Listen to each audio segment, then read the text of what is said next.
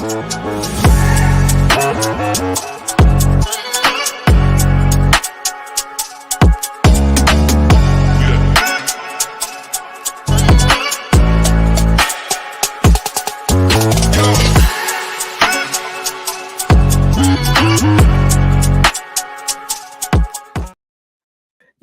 welcome back to another episode of PVT Player versus Team, and I'm back with my main guy, DJ Micah B. What's popping with you, big dog? Hey, man, y'all are rocking with the men of many shows on From the Sideline. Both of us do multiple shows. We in the building tonight, man. I'm ready, bro. It's a loaded show. It's a loaded show for sure, for sure. Before we go ahead and get into this illustrious, wonderful WNBA basketball night, it's going to go ahead and get some early thoughts about the NFL schedule release. Since our football show is tomorrow, we're going to go ahead and get Micah B's early thoughts since he doesn't really get to talk football with us a lot.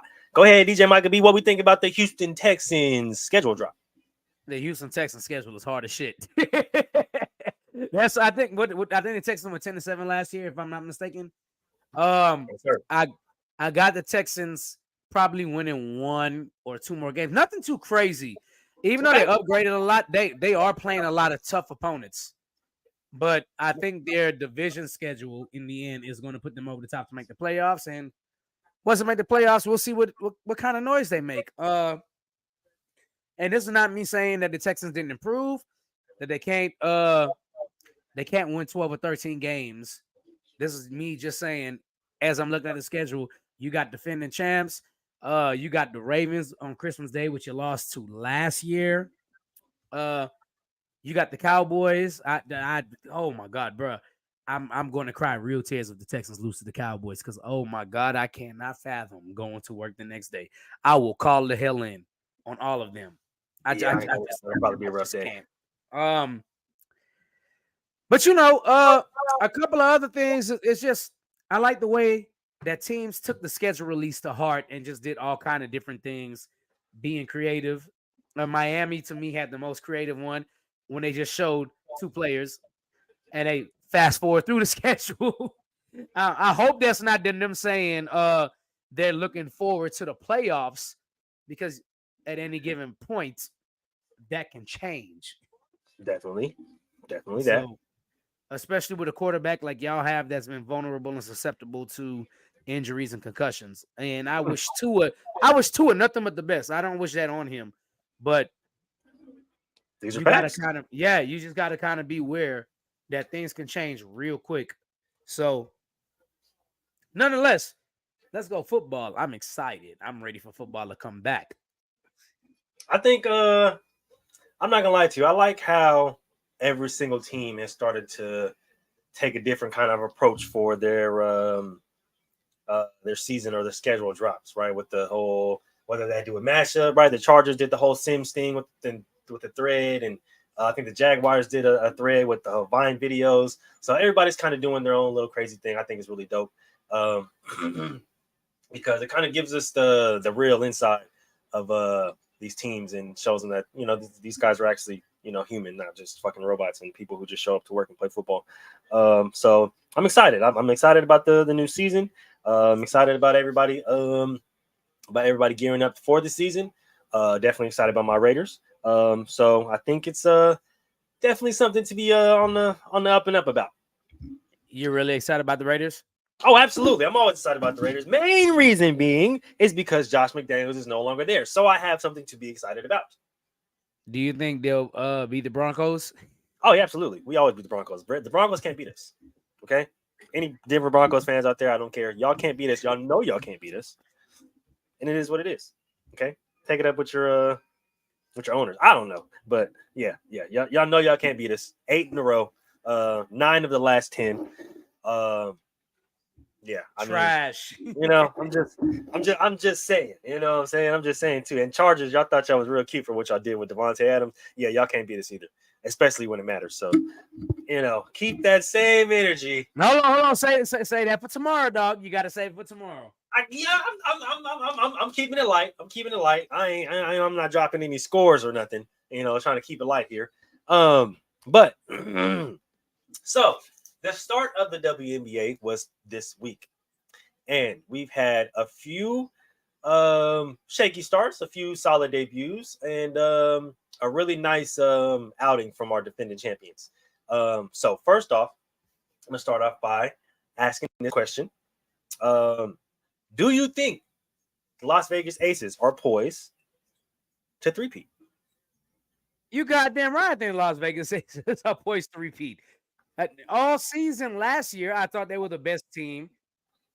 They came and they had an injury in the playoffs and still won the championship. Wow, bro, I just Ajay Wilson, that's baby right there too. By the way, just to let y'all, I don't care. My girl's gonna be mad. There you go, shoot your shot. Hey, no, I'm not shooting my shot. No. I just think she's pretty. Don't think my girl might be somewhere watching. Hell no. But nonetheless, they still have the MVP. As we can see from the debuts, they still have the best WNBA player. They still have Robin, which is Kelsey Plum. They still have the best Robin. I mean, like this team was put together very well and put together loaded, and they're still loaded. Nobody is gone. The team hasn't changed. They're going to get people back from injury, and they're poised to win their third championship. Granted, championship hangover does occur. It does. It does. But it's one of those times where it's kind of like when Kevin Durant was in Golden State. They're so far ahead of everybody. I don't think anybody can catch up unless Maya Moore comes out of retirement, and then we got a different story. But nonetheless, yeah, I think they're poised to three-peat. Hell yeah. I also think they're poised to three-peat. I think what they did in the draft by adding Daisha Fair. I know that Jackie Young has been playing extremely well since Chelsea Gray went down in the playoffs last year. So her kind of nursing back that injury, trying to get back right. Jackie Young has been playing some really, really incredible minutes. I think that, like I said, with the additions that they did in the draft, I think that they are poised to three-peat. I just think it's going to come to a mentality thing, right? Just like DJ said, it's known for championship teams, right? Especially ones who win two championships in a row, to kind of come off lackadaisical, kind of come off all that championship drunk or championship high. But I think they do have the roster. That's just the mentality to kind of finish. We understand how hard it is to win three championships in a row. Listening to Jordan, listening to Scottie Pippen, listening to Magic Johnson, listening to Kobe Bryant, listening to all these guys who've done it. So as far as women goes, and knowing that this feat hasn't been done in well over 15 years, I think it's time. Shout out the comments. Shout out to the comments. Me and DJ was actually talking about that in the back. My bad. No, the last three people was Kobe and Shaq. So shout out to Kobe and Shaq. But as far as women's go, the comments. So shout out to the comments. We definitely don't want to gloss over their history. But I think they're poised to do it. I think they can actually do it. They just got to stay focused mentally. Like we all know it's going to be a long season, long playoffs. And make sure they handle business. I think their leader, Asia, is she's standing on business. She's standing 10 toes in everything that she wants to do and everything she wants the team to succeed in. And I think they're going to be going in a really great direction. Yes, absolutely the best in the league. As far as social media standards say, and as far as the league standards say, there was a recent poll taken on social media, and Asia Wilson was the best. Shout out to Asia Wilson. She don't know it yet, but she finna fly me out after the season's over. You about to get flued out? Oh, you know it, most definitely. I'm waiting too. Ready and waiting. Okay, ready and waiting, most definitely. Anytime. You feel me? I'm in Cali. You know what I'm saying? Asia, I'm in Cali. It's not an expensive ticket. You know what I mean? I'm a cheap date. You know what I'm saying? I like steak and stuff like that, but you ain't got to take me to Gordon Ramsay Steakhouse. You can take me to like Outback, and we good. I ain't even gonna lie to you. You feel me? Just let me post up at shoot around and let me get some pictures after. We solid. I ain't gonna lie to you. That's it. That's all I need. You know what I mean? And you feel me? Post me up, dunk on me. That's it. But moving on. Speaking of the best player in the WNBA, she has now confirmed that her shoe is coming. How are we feeling about that?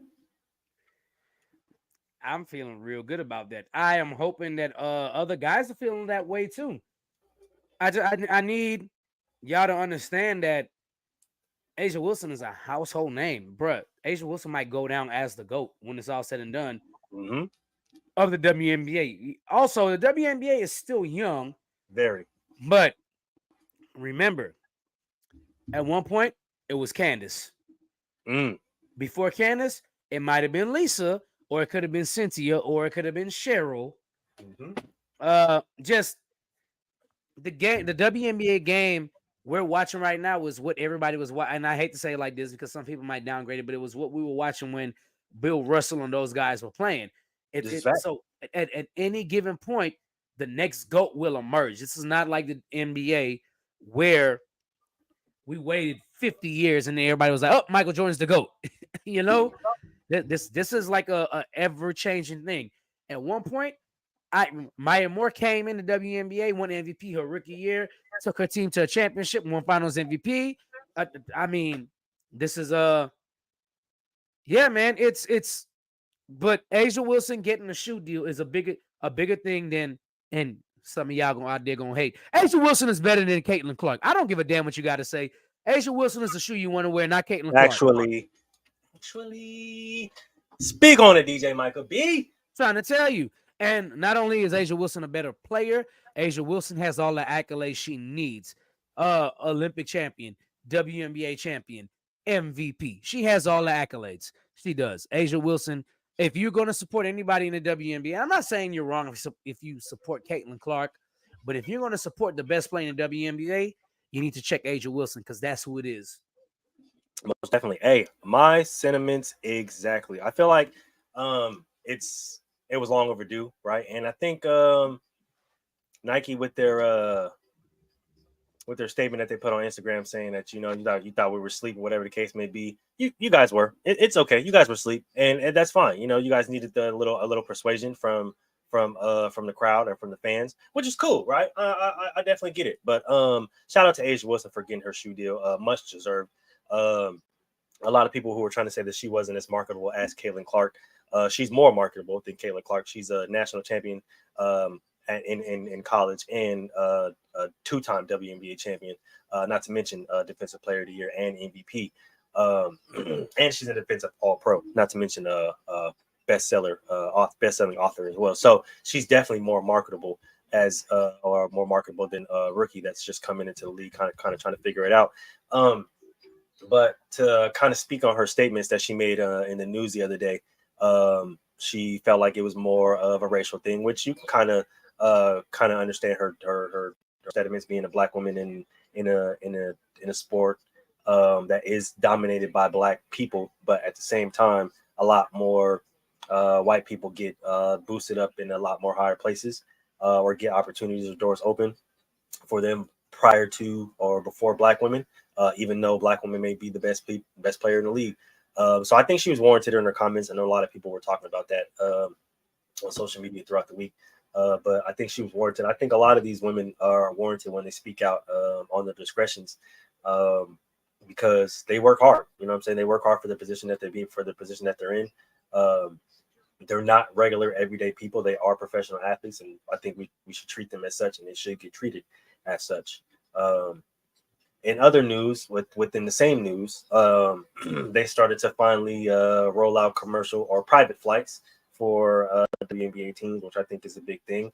If you didn't know, prior to this, WNBA players had to fly commercial, meaning they had to fly with amongst the crowd, right, amongst regular people like us, right. Whether that was if they can afford first class, coach, they have to go through TSAs. Like there's no special treatment. Or if the game's even close enough, they take a charter bus, which, again, for professional athletes, like this is, you got to understand, like this is completely unfair.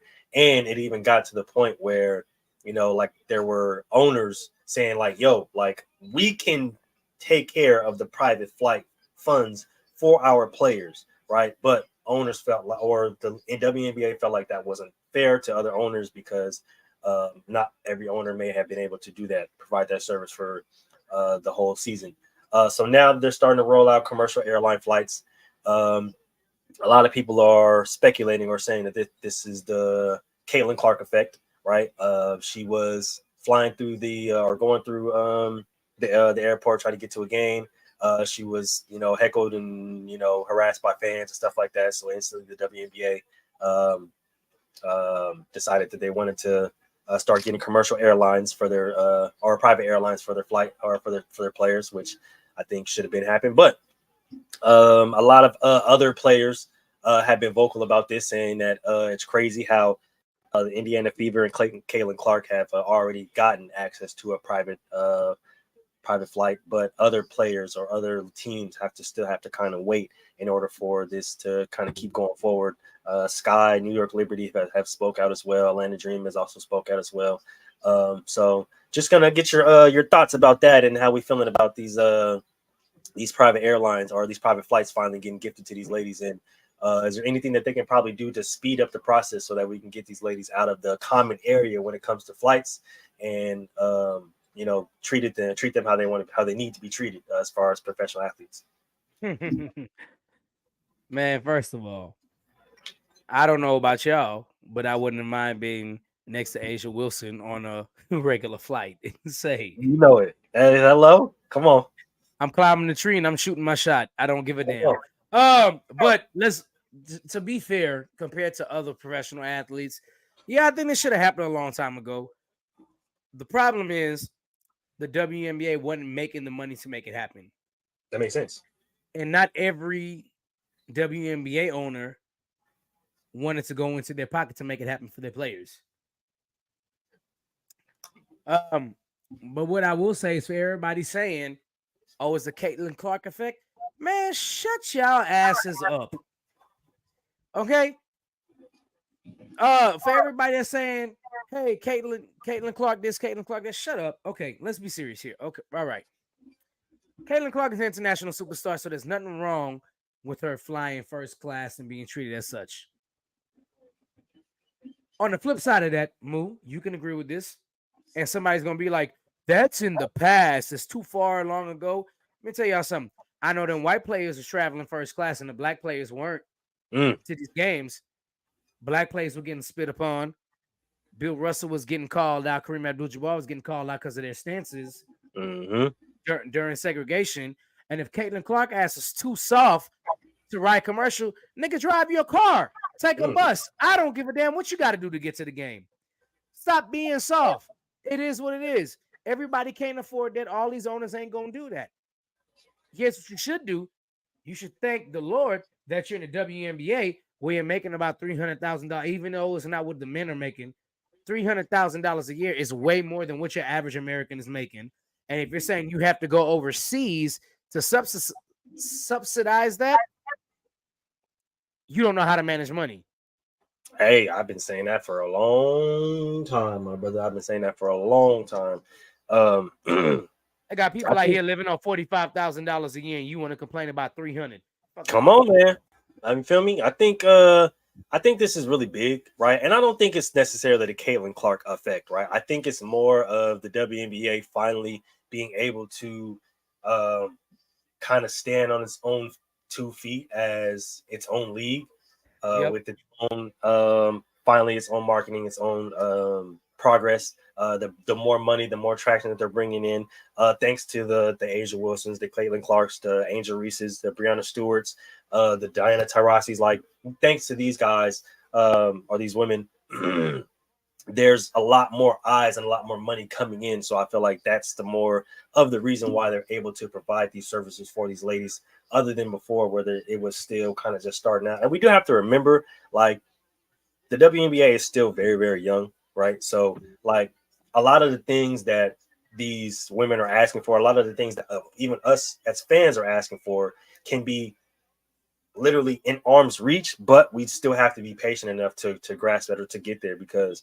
like, it's all still a waiting game. It's all still a stomping ground kind of game, to where you're still, have to fight for this and fight for that. And just like DJ Micah B said with the black players in the NBA, like, they still had to fight a lot for the same rights that a lot of their white counterparts were already getting, right? So even in the young stages of the NBA, there was still a lot of inequalities, a lot of transgressions going on amongst minority players that weren't happening amongst white players until the white players started to join forces with the minority players. Like, hey, if y'all aren't going to give them this type of the same treatment that we're getting, then we're all just not going to play as a whole because this league represents all of us, and I'm not going to sit up here and appear to racist tendencies because I'm getting treated good when my counterpart, somebody who could be on my team or in potentially the same brotherhood,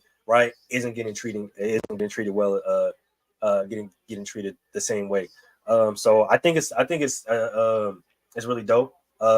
We got to understand and take our wins as they come, because even though the WNBA is a very young league, the milestones that they're crossing every single year is monumental, right? Like their commercial airlines for the ladies, brand deals, right? They're getting more involved in commercials, right? Shoe deals and stuff like that. Like this is a lot of things that the guys had to fight for years and years and years and years and years before even getting looked at, right? So I think while we should take our wins as they come and be happy for them, yes, we still understand that there are things that we are fighting for. There are things that we want to see the ladies have in the league and be treated the same way. So I think it's really big for just really big for this step to be happening, and it's going to open up a lot of doors as far as other steps going on in the future. Um, let's talk about these rookies and their debuts. Got my boy Tyrone in the building. What's up with you, big dog? Yep. All right. So starting off with everybody's golden girl, Caitlyn Clark. That ain't my golden girl, but okay. Well, social media's golden girl, but she had a very rough outing against the Connecticut Sun the other day.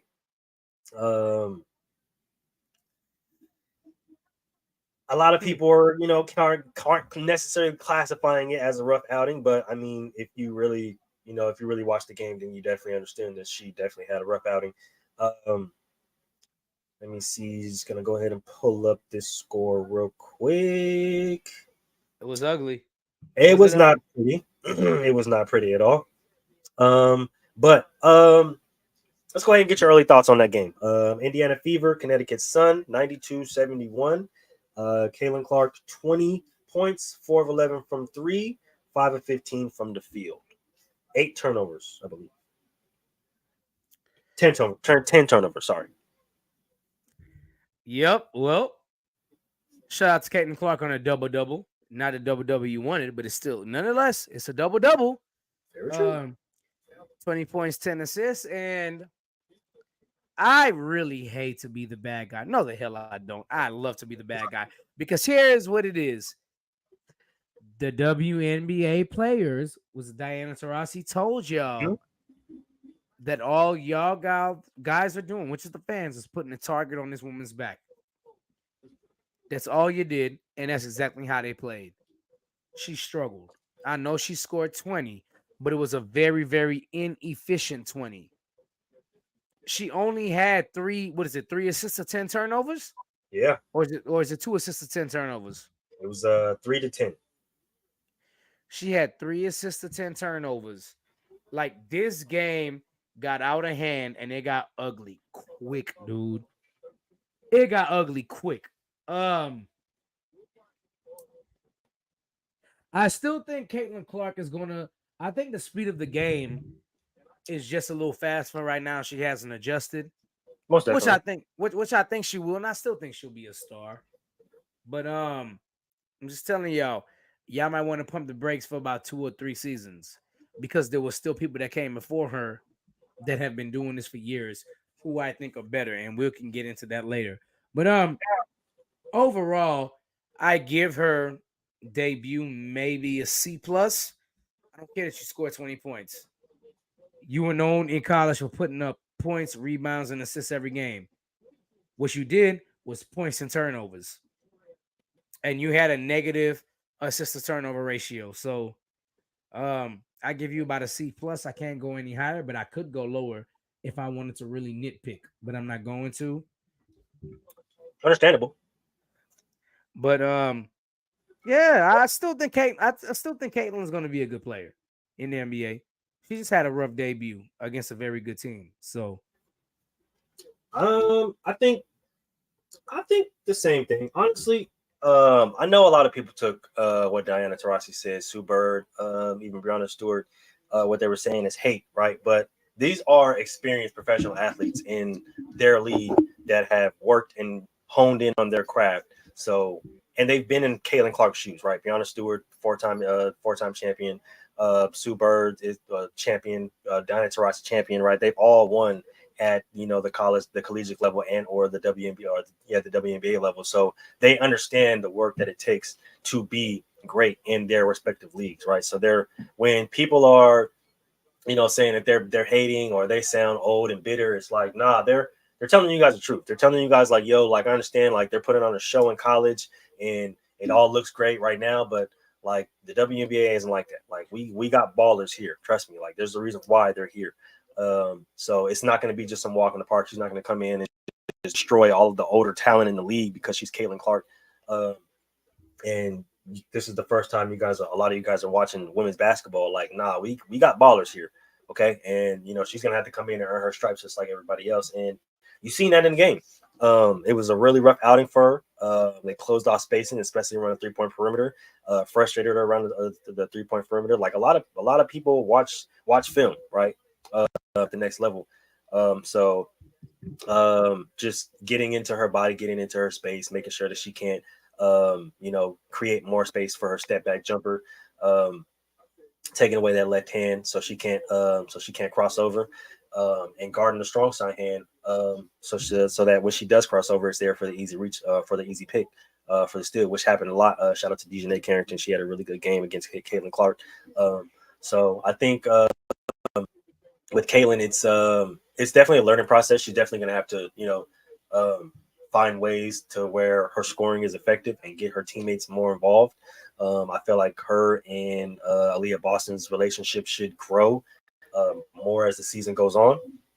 But I think a lot of the fault has to probably go to the coach as well. She got a lot of touches as a young player, and I feel like a lot of the times she needs to kind of just wait and learn just how the league and the tempo of the league is going to go, and kind of defer to her vets in certain situations. And she didn't do that in the first game. And it kind of showed. It definitely showed in this game as well. I'm not going to lie to you. She going against the New York Liberty, her 9 points, I believe, 1 of 7 from 3. Just wasn't another good outing. You can tell that she's kind of struggling to gain the pace of the WNBA. Brianna Stewart, she started off with a rough game for the first game a few days ago, but came back with a 31-point showing today. So, like they're showing, like this is the Bet's way of showing, like this league isn't easy. You still got to work, right? There isn't going to be like 20 something players that are on a team but don't get drafted. Like everybody who's here on this floor or on a roster has earned their spot. So you're gonna have to come in here and earn your stripes, and it's not gonna be easy. As we see, another really bad loss. The runner up, New York Liberty tonight. Sabrina Askew 14, Jacquel Jones 14, Brianna Stewart 31. Like this is the things that can happen when you go against these big dogs, right? Looking at her, 30 minutes, 2 of 8, 1 of 7, 9 points, like I said. Leah Boston with 12, so much better outing for her. Less turnover, so definitely more efficient game on turnovers. She definitely got her teammates involved more, but I think it's going to be growing pains. I think, like DJ Michael B said, give her 2 to 3 seasons and she's going to start to, flourish into her own. But as of right now, not saying that she's not going to be a good player, but you got a lot to learn. She definitely got a lot to learn. I don't think people understand how hard it is to come in. No matter how generational you are, this is not LeBron James coming into the NBA. This is a person who dominated high school basketball, dominated college basketball, and now you're coming into a league with the best women in the world, and you have to adjust. You have to learn how to find your way. E- Everybody can't be LeBron James. You can't always start off as the best player, or I mean, Caitlyn might win Rookie of the Year when it's all said and done, but even LeBron got killed a couple of times his rookie year. Mm-hmm. So you just got to kind of roll with the punches, you know. I think a lot of people have put the expectations too high because she was so dominant in college basketball. But in that same sense and sentiment, Moo, tell me how many national championships Caitlyn Clark won in college. That's a very good point. We also talked about that behind scenes, man. It's championship experience matters. And anybody questioning championship experience in college going to the next level, you're not watching the New York Knicks. Plain and simple. It matters. It definitely matters, right? Like when you see the champions who won not only in college but are on teams that are winning in the WNBA and the NBA. Championship pedigree matters, right? Like just like DJ Ivy said, look at the Knicks, right? They are extremely hobbled, right? Elijah Mitchell's down, OG Anunoby's down, Julius Randle's down, but you still got Josh Hart, you still got Dante DiVincenzo, you still got Jalen Brunson, you still got Villanova. right, you still got these Villanova guys that are carrying right the load and carrying the team on their back no matter what. They're kind of willing their team to win, right? And you see that with the Breonna Stewarts, you see that with the Asia Wilsons, you see that with the even Diana Taurasi and her in her experienced age. I'm not going to call her old, right? Because we understand how that word goes. In her experienced age, right? Over 20 years in the WNBA, over 20 years in this league, she's seen the best of the best, the worst of the worst. She's seen everything that you can possibly see in this league, and she's still over 20 years in this game coming out, putting up double figures, right? It's super efficient from 3-point leader, right? So there's a lot of stuff that these women are going to have to work towards, right? And instead of just the hype to get to these levels and get to these pedestals, and you just see it, right? You see it. Look at the Aaliyah Edwards and the Alissa Pili's, and even Angel Reese to an extent, right? Like we understand that she had a 13-point game, 7 rebounds, a steal, right? And she looked really good, but it's the learning process, right? And I think her game is translating a lot better than Caitlyn Clark's, which I honestly said it would. But you kind of see the difference in their paths, right? Like I honestly think that Angel Reese, if she keeps going and keeps projecting the way that she is, she might have a strong case for Rookie of the Year over Caitlyn Clark, especially if Caitlyn Clark continues to struggle in her first year. But Angel Reese continues to thrive. Not to mention, we don't even know what the Chicago Sky really look like right now because Camila Cardoso is out with a shoulder injury, so she's still trying to work that back.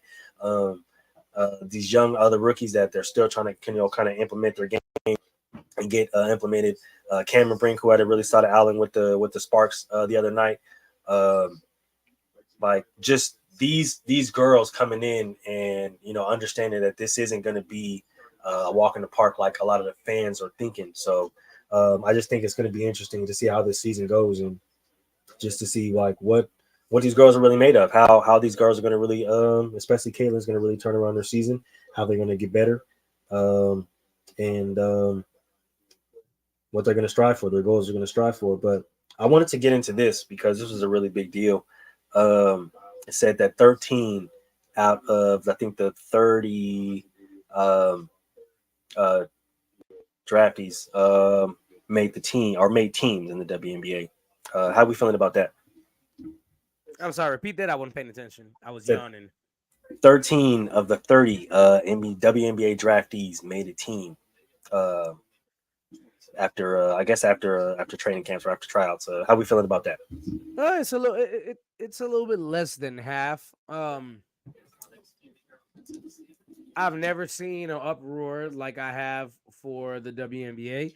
But I mean, hey, the WNBA doesn't have as many teams as the NBA, and rightfully so. I'm not gonna lie to you. I wouldn't mind if the NBA did shave down a little bit. Mm. I don't mind if they were to take a team from the East and a team from the West, or two teams from the East and two teams from the West, and shave it down. No disrespect to anybody that's on the two worst teams in the East and the West in the NBA, but I think the WNBA on the other hand should expand. Definitely. It's time for them to expand. The women's game has caught fire.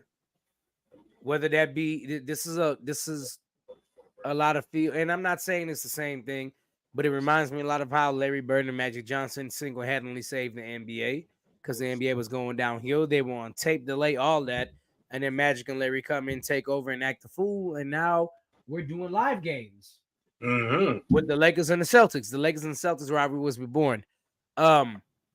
With the WNBA, I think it should be the same, but I think they should probably expand one or two more teams because the problem we're getting right now is that the talent is so not diluted. What's the word I'm looking for here? The talent is so close to each other. They're so close to each other. A lot of GMs don't have to do homework to even build a team. It's like, all right, they can play here, they can play here, they can play. And they're doing the one thing we hate about the NBA for the most part, which is teaming up to try and win championships. That's exactly what's going on because they don't have enough teams. I think in the next 2 or 3 years, they'll probably add about 3 or 4 teams, which is fine. You do the supplemental draft like you did when you add players into the NBA. You nominate a team from a teammate from your actual team, and they're eligible to be drafted to another team. But yeah, I just think it's time for the WNBA to expand. It has to be. They need to expand ASAP because they're picking up a lot of traction. I think that's a fair point, honestly. I think it's kind of crazy that a lot of the draftees aren't don't get drafted. Or I would at least say most, right? I would say that a start, right, would be to expand roster sizes maybe by 2 spots. Just looking at some roster sizes, they are kind of small. So giving ladies some just little more opportunities to make a team. I think this is the reason why a lot of women will do end up going overseas because a lot of them don't end up making a roster in America, so they're forced to go overseas, play for Brazil, Mexico, Russia, like Brittany Griner, in other countries. So I do think that expansion is definitely too soon. A little bit too soon, but hey, she's back. You know what I'm saying? We can make jokes about it now. She's fine. But I do definitely think expansion is another way to open some doors. We got there's a Toronto. It's going to be coming up with another WNBA team. They should be coming up within the next few years. The Bay Area have finally settled on a name, a logo. The Bay Area Valkyrie. They'll be coming to the league in 2025. So that's really big. I think that'll be honestly that's a great start. I'm just looking to see more opportunities for athletes, whether it's expansion of this league, whether it's coming up with another league, right, another lesser league like a development league for the rookies to play in. Whether that be backed by the WNBA or backed by the NBA or just somebody else who wanted to pick it up and make a development league, or even through Ice Cube, right? How he offered Caitlyn Clark $5 million to come play in his league, and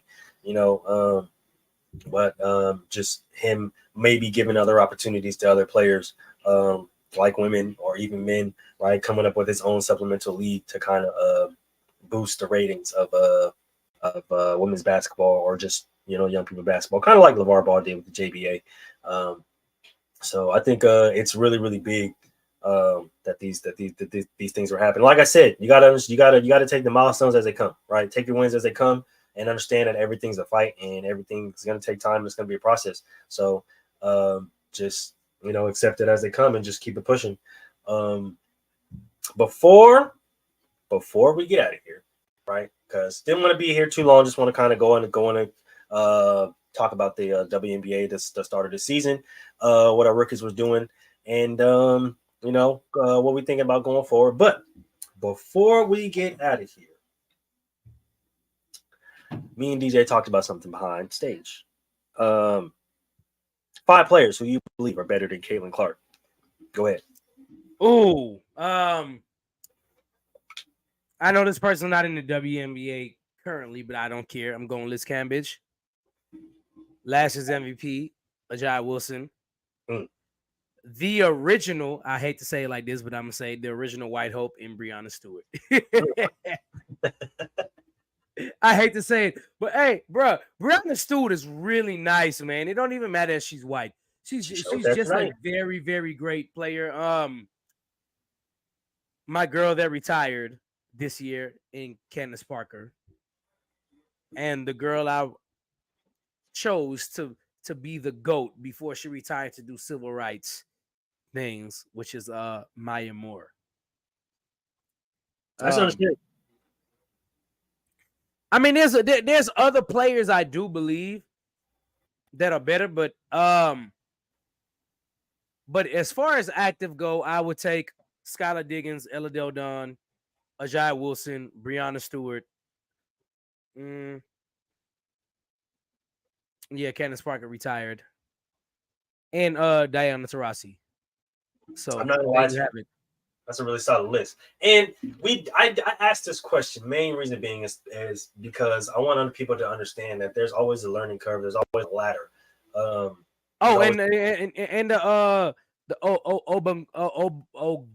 but I can't say that girl name. Chine. Ogunbowale. Yeah, and Chine. That's my girl. Yes, sir. Lord Jesus.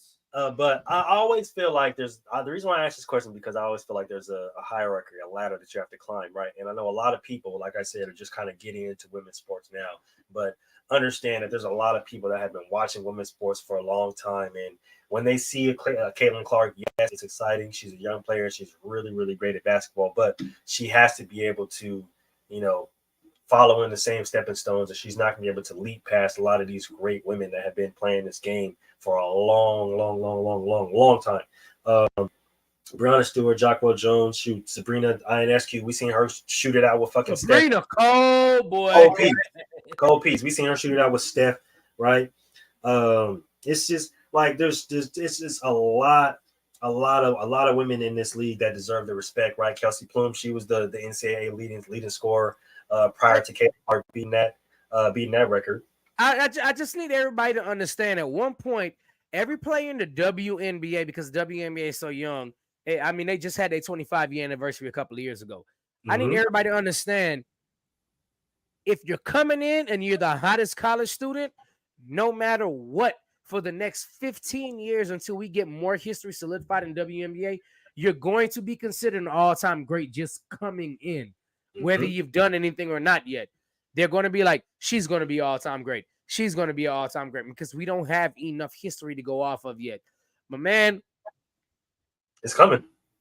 There's about 15 or 20 WNBA players in history that I would take over Caitlyn Clark right now.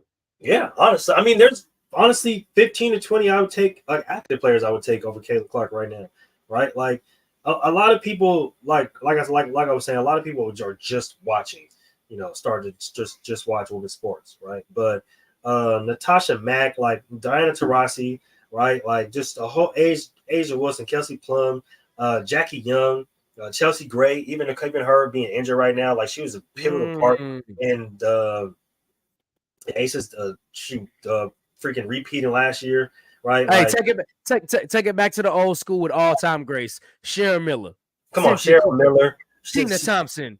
Cheryl Swoops. Cheryl Swoops said it. Cheryl Swoops said it. Everybody tried to get at Cheryl Swoops for coming out and saying, like, hey, yo, their game isn't going to transition to the WNBA. Like, those ladies ain't going for that. And Sylvia Fowles. Like, there are some all-time greats that you cannot put her in front. And I'm tired of y'all trying to jump the gun, because Brittany Griner still plays too. I'm just Brittany Griner still baller. You know what I'm saying? Like DJ said, even though she's not in the league right now, Liz Cambridge, baller, right? She's still playing overseas. Oh my God, I can't think of her name right now. The point guard, Dawn Staley. Dawn Bruh, Staley, come on now. Beast. she is her. Sue Yeah. Bird. There's a good bit of players that people overlook because they didn't watch the older WNBA like we did. There's a lot of them that were. I mean, Lisa Leslie dunked in the game. She was the first one. She was the first one to dunk in the game. And a girl like Sylvia Fowles doesn't get enough credit because she wasn't an offensive beast. But I remember Fowles going against Candace Parker for the NCAA Women's College Championship, and Candace Parker won. But Fowles is a monster in the game. Her team let her down.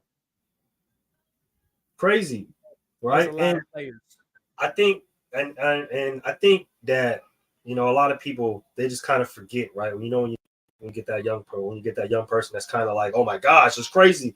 You kind of forget the people that have been here. That's kind of people that have been here and working in the same craft, in the same sport. Because Nika Ogumake has she don't play games. Okay, sister of Chiney Ogumake. I know y'all see her on ESPN. You know what I'm saying, talking her basketball and stuff like that. But her sister, disgusting. Okay, disgusting at hoop. Okay, and she's that's a former MVP as well. Okay, so that's those Stanford girls, right? Is it Stanford? Them Stanford girls going crazy. Speaking of another Stanford girl who like we were saying earlier, had a really good rookie debut. Shoot, Cameron Brink, right? It's another Stanford girl, Steph Curry's goddaughter. Hey, bruh. Cameron, bruh. I don't care what y'all say. I don't care what nobody says. I know Caitlyn Clark put up points and this and that. I still think Cameron Brink was the better NCAA player overall. I think I ain't got no arguments there, bro. If you look at it, she was one of them ones. Like, she was one of them ones. I will say though, that out of all the rookies in their debuts or that have started, Ryan Howard, I better stop playing with that girl over there. Hey man, I've never been more excited for a WNBA season than I am this year, because I feel like all the other years it was so just like 1, 2, 3, 4 easily 1, 2, 3, 4. Here's your 4 players. Here's your 4 players. Here's your 4 players. This year in the draft, it was like, damn, I don't know who's going where. I don't know who wants who, because I think they're all equally great. Caitlyn Clark, Cameron Brink, Camila Cardoso, Angel. Oh man, it's crazy. It's absolutely crazy. And I just think that this is really big for women's basketball. I think this is really big for women's sports, right? You had the celebrities popping out. Lotto was there, right? You got freaking just a whole bunch of other celebrities that want to pop out and come to these games and stuff like that. So I think this is really big, and getting the celebrities involved and getting all of these, like, freaking Lotto going to the Chicago Sky game, and like Tyrese Halliburton and all these guys coming up to are excited for the Indiana Fever games, and like that, bringing up that is huge, right? Like having the Raiders players at the Las Vegas Aces game and at the ring ceremony, right? Like that is huge to get more eyes and more people watching women's sports and bringing women's sports into the forefront. Hey, you know what? I know we're talking about WNBA, but it's still basketball. Before we get up out of here, because I know you said we was gonna get up out of here. I don't ever take over somebody else's show, but I'm gonna take over your show today, Moo. Oh, let's get it. What do you think about this 45-point loss from the Denver Nuggets? Minnesota put a fort, bro. How you score 9 points in the fourth quarter, bro? Defend the champions. Come on, let's talk about it. I'm really glad you brought this up. Okay, I know I said we was about to get out of here, but hold on real quick, because I'm really glad DJ brought this up. There is no way that you niggas put up, bro. There is a way. Bro. They put up 9 points in the fourth quarter. I can't even. A 9-point fourth quarter. 9, not even double digits, okay? 9 points. All right. There's no, I get it, right? I get it. We went big, right? I get it. Y'all had a great win, you know what I'm saying, at their house. But 9 points in the fourth for defending champs. 9 points, not even double digits. 9 points. Niggas couldn't get to 10, dog. I know. God, and it's crazy because I was watching the game, right? And right before the show started, this nigga Mike Malone was we trying to cut it to 14, trying to cut it to 13, trying to cut it. What?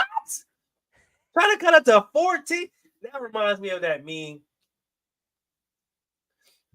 And when they got all the big three, Paul George hits a shot.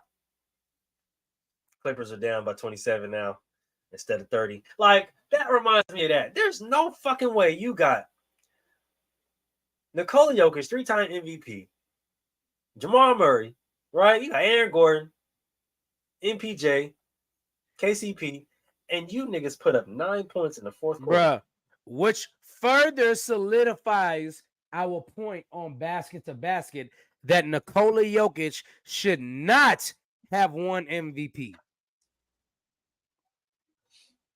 9 points. I want y'all to know that. Not 9 points in the fourth quarter.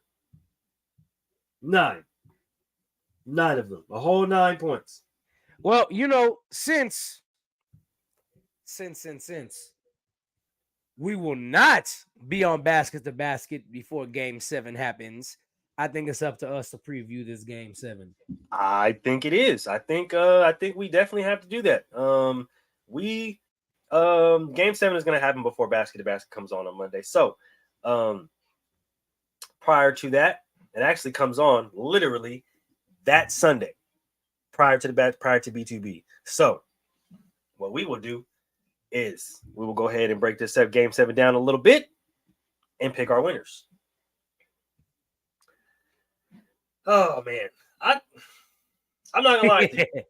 This is an interesting one, okay? Because I don't know if they just kind of like took the night off, like, hey, we just gonna kind of chill out, relax. You know what I'm saying? We beat these niggas ass yesterday. We're gonna let them get on us, and then come back game 7, and we just gonna run them out the building at our house and then keep it pushing, right? Or I don't know if this is Chris Finch in the Minnesota Timberwolves kind of finally figuring the Denver Nuggets out, right? I think with how Rudy Gobert finally decided to play, right? Just like how Draymond Green said, he was talking about, oh, we know you need to get a stop. Yeah, it's about that time, big dog. Okay, you need to get a stop. Okay, we understand it, and I know a lot of people are like, oh, who's Draymond? I understand to stop Jokic. No, understand. He's not talking about literally stopping Jokic, right? But there are ways to slow him down. Okay. And Rudy Gobert actually alluded to that today before the game, right? If everybody knows he's going to go out there and get his. We already know Jokic is going to go out there and get 30, 35, 40 points, whatever the case may be, right? But allowing him to get that and 14, 15 assists and 10 to 12, 13 fucking rebounds, that's where he beats you. You have to cut off one of those. And that's what Draymond has been trying to say and has been so eloquently good at the past few times that they've met in the playoffs. And everybody's saying, oh, Draymond's doing a great job on Jokic. Oh my God, this and that. Well, and other people are like, well, how is he doing a great job when Jokic has 30? And it's like, well, we understand that Jokic is going to score. Everybody knows that he's going to score. That's like trying to stop Steph Curry, is trying to stop LeBron James, or trying to stop Michael Jordan. You know that they're going to get theirs, but you have to take away other parts of their game, right? With Jokic, you got to take away his passing ability. Right, with Steph, you got to take away his shooting ability, crowd the 3-point line. With LeBron, you got to take away the inside, make him shoot it from the outside. Right, like these are the things that you know. All right, I know I'm not gonna stop this nigga from getting his, but I have to neutralize other parts of his game in order for us to capitalize on this win. And that's exactly what Rudy Gobert did tonight. That's exactly what the Timberwolves did tonight.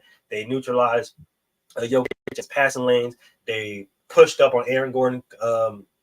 Taking the ball up court because they know that was a game changer, right? They're pressuring them more on out of bounds plays because they know, watching film last week, that's what Jokic was doing to kill off time in the room, to run more time off. They're pressuring Jamal Murray in the mid range and in the post.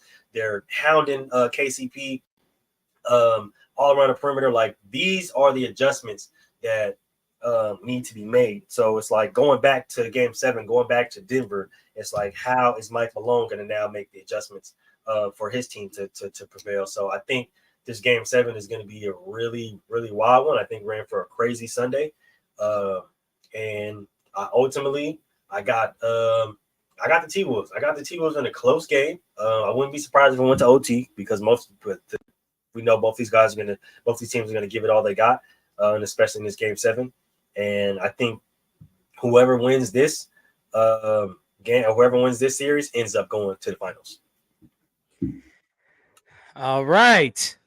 That's a long way of breaking down what I was going to say, because that was, hey, bro, I give it to you. You did. Listen,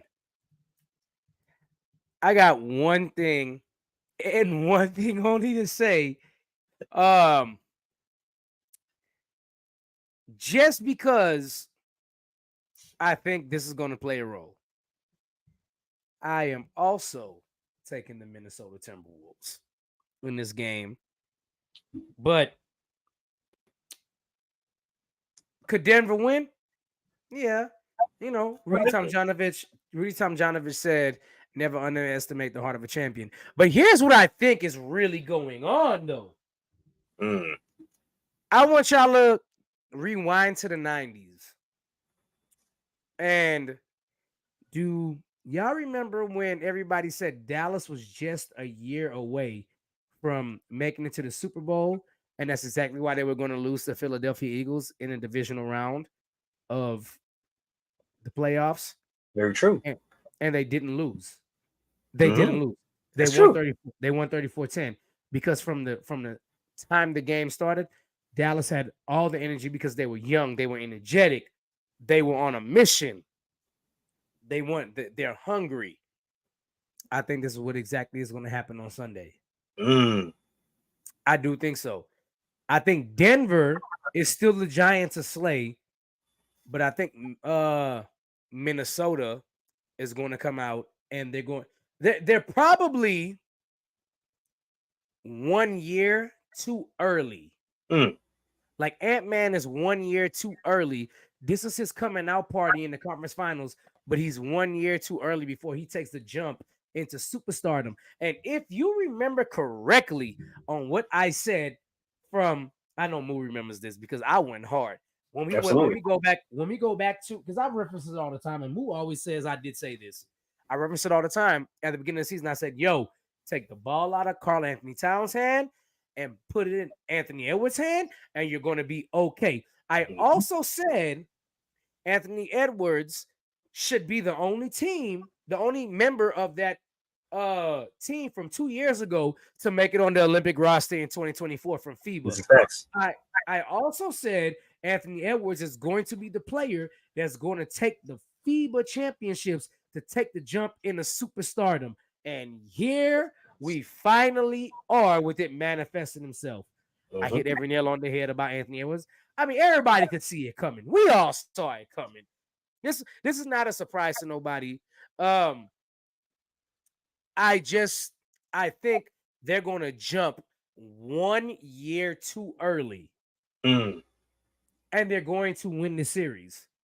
Now, whether they beat whoever wins the next matchup, whether they beat them or not, is not the relevancy here.